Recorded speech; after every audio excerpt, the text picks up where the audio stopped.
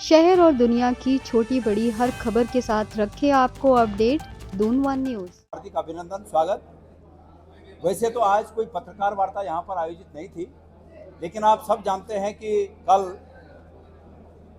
श्री बद्रीनाथ केदारनाथ मंदिर समिति के माननीय अध्यक्ष जी द्वारा सोशल मीडिया के माध्यम से बद्रीनाथ में चढ़ावे की चोरी के प्रकरण में एक बात कही गई कि मैं उनके साथ किसी सार्वजनिक स्थान में आऊं और इस पर परिचर्चा करूं, उनके जिज्ञासाओं को शांत करूं, उनके प्रश्नों का उत्तर दूं।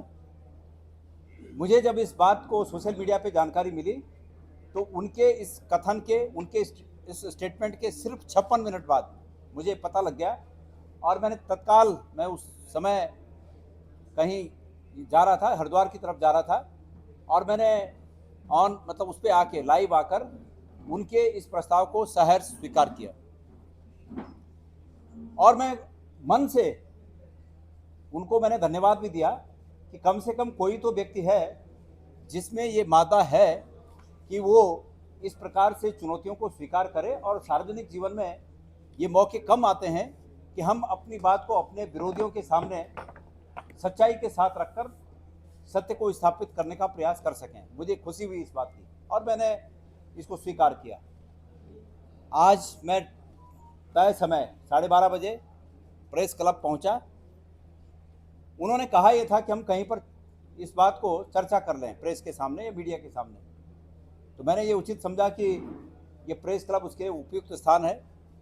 पार्टी का ऑफिस, चाहे वो कांग्रेस हमारा ऑफिस हो चाहे उनका ऑफिस हो, इन ऑफिसों में न तो कांग्रेस ऑफिस में उनका आना संभव हो पाएगा, न बीजेपी के ऑफिस में मेरा जाना संभव हो पाएगा। इसलिए ये उभय पक्षों का मंच है और इस उभय पक्षीय मंच पे हम दोनों आ सकते हैं और एक स्वस्थ परिचर्चा हो, मेरा ऐसा इरादा था। लेकिन अभी तक वो हमने इंतज़ार किया, वो आए नहीं हैं। अभी भी इस चर्चा के दौरान अगर आ गए तो उनका स्वागत है और वो यहाँ पर विराजमान होंगे। साथियों, अब चूंकि वो नहीं आए हैं तो उन्होंने जो सोशल मीडिया में कहा, मैं उस पर कुछ बातें डालना चाहता हूँ, कुछ प्रकाश डालना चाहता हूँ।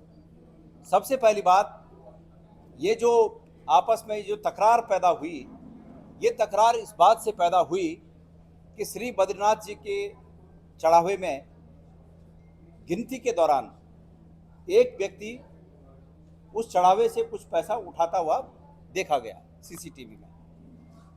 ये सबसे पहली बात उजागर न तो कांग्रेस ने की, न किसी राजनीतिक दल ने की, बल्कि एक सामाजिक संगठन ने की।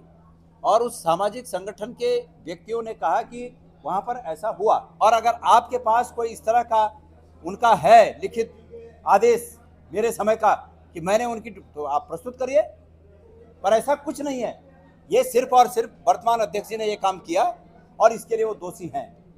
जहाँ तक मेरे ऊपर, अब मामला ये क्या है, मामला ये है, इस सरकार की ये प्रैक्टिस है, ये सरकार का चरित्र है।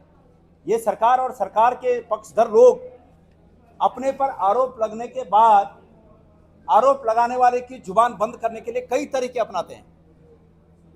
और तरीके ये अपनाए गए कि आज 9.5 साल बाद कह रहे हैं कि हमने जांच की।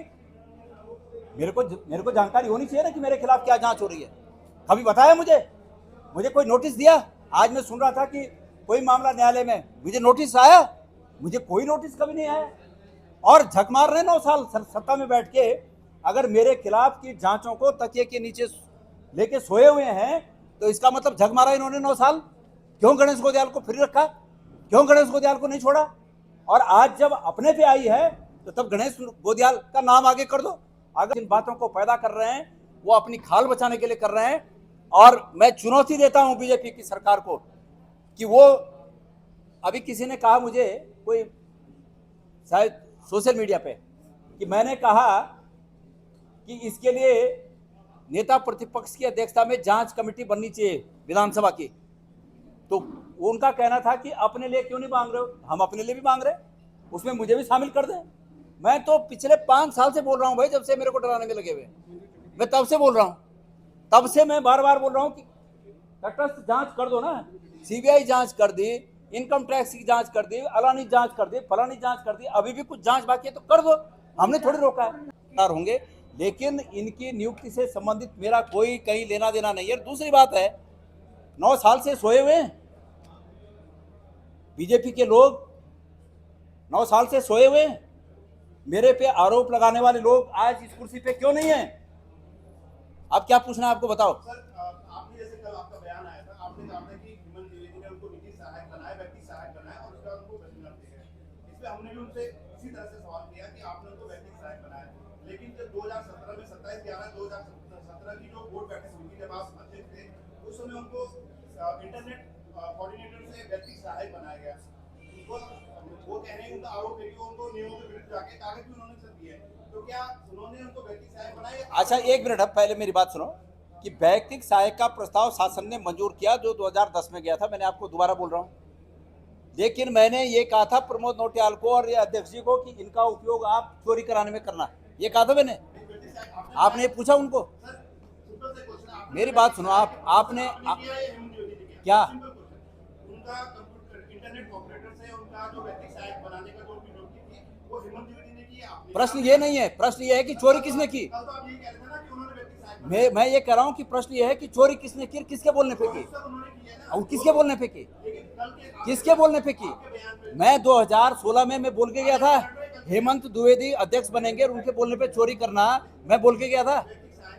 वैयक्तिक सहायक शासन ने मंजूर कर रखा है, शासन के द्वारा हुआ, मैंने नहीं बनाया है। अरे भाई, कागज जो प्रस्ताव शासन से स्वीकृत होकर आता है वो अध्यक्ष और सीओ के हस्ताक्षर से आगे होता है। और मेरा आरोप है, ये पूछो ना जाके कि उसको गणना करने में किसने लगाया, गणेश गोदियाल ने लगाया? मैंने लगाई? नहीं, आप उनके वकील हो। आप अगर वकील हो तो इधर आ जाओ, यहाँ आ जाओ, इधर आओ। नहीं, सवाल तो ढंग का सवाल पूछो। नहीं, मेरी बात सुनो, आपको ये पूछना चाहिए। नहीं, नहीं, आप जो है आप वकील की तरफ, मेरा ये कहना है, मैं आप कह रहे हो, आप ये कहो कि अगर गणना में, मेरी बात सुनो भाई, गणना में अगर, मेरी बात, गणना में अगर मैंने लगाई ड्यूटी, अगर गणना में मैंने ड्यूटी लगाई तो ठीक। हाँ, निश्चित रूप में अपने साथ ले गए, कोई अध्यक्ष नहीं ले जाता, कोई अध्यक्ष नहीं ले जाता। अरे भाई, मैं बोलता हूँ कोई अध्यक्ष नहीं ले जाता। वैयक्तिक सहायक इधर मैं बोल रहा हूँ ना, इधर आ जाओ।